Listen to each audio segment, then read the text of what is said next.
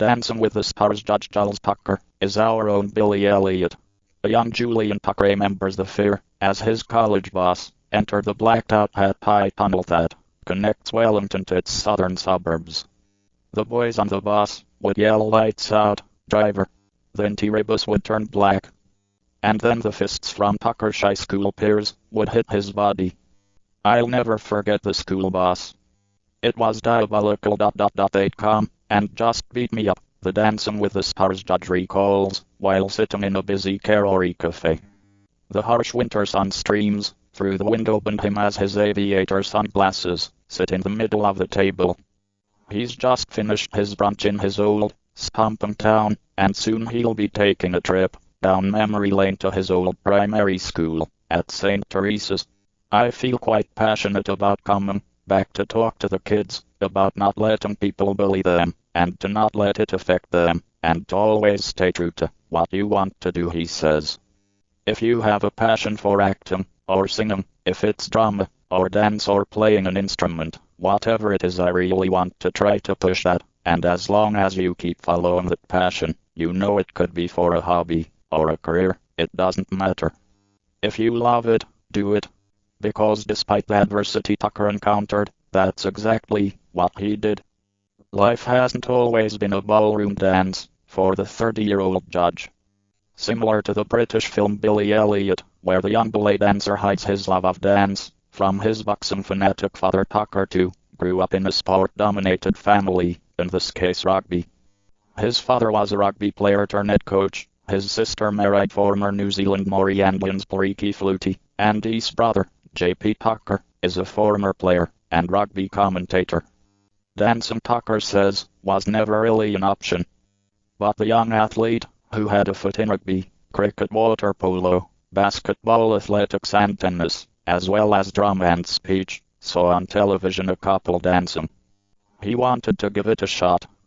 He asked his mom to take him to dancing lessons, behind his father's back.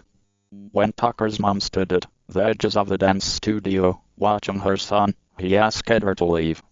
It was like, you don't come to rugby practice, you don't come to basketball practice, you've never been to cricket practice, trust me I know, and you've never been to athletics, so why would you come to this, he said. I had to control that from the word go, and that was also quite interesting. She was supportive of me getting there, and I was like, okay, I'll let you know when you can come and get me. I'd just get myself on the bus after school and get myself into town and go to my Friday night dance class. It was so cool. Eventually he told his dad, but his response wasn't so positive. Dancing is not seen, and that's why I want to come back, and I want to talk to the kids. I just didn't take no for an answer, and didn't take the bullying. Of course I got bullied from everybody, he said.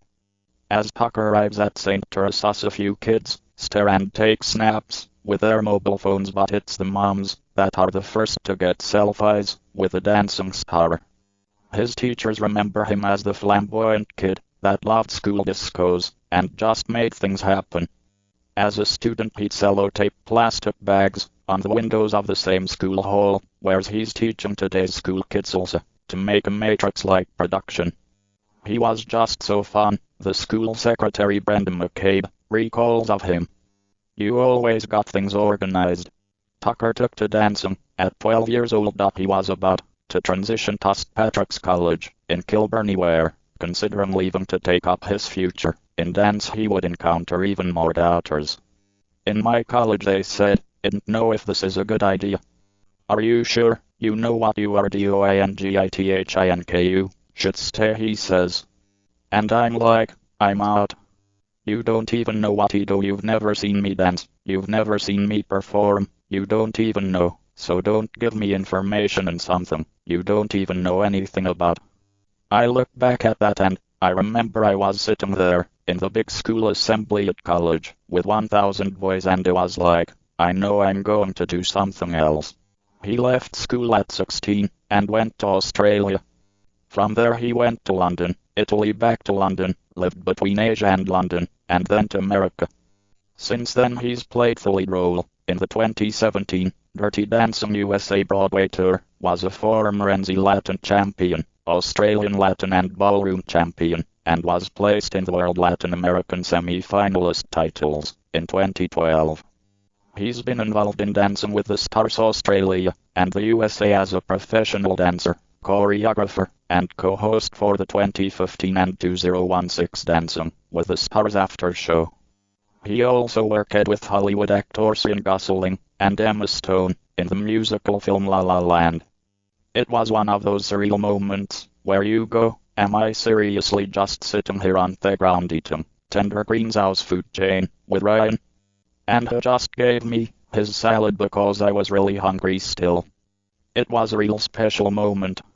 Ryan had obviously lived in NZ while filming, and he picked up on my Kiwi accent quite quickly. He was like, "Where are you from, bro?"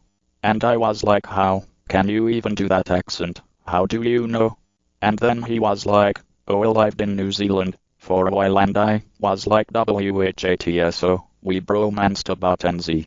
He makes his way through the hallways of his old primary school, reminiscing over memories of having a pizza delivery guy bring free pizza to school because of a speech he was making, scribbling his signature of rip-up pieces of paper, dancing and posing for selfies with students and teachers, and commenting on the fact that the students have laptops nowadays. But despite the massive achievements he's had overseas, and the glamour of working with the world's best, it's coming home to little old New Zealand that the star marks as his career highlight.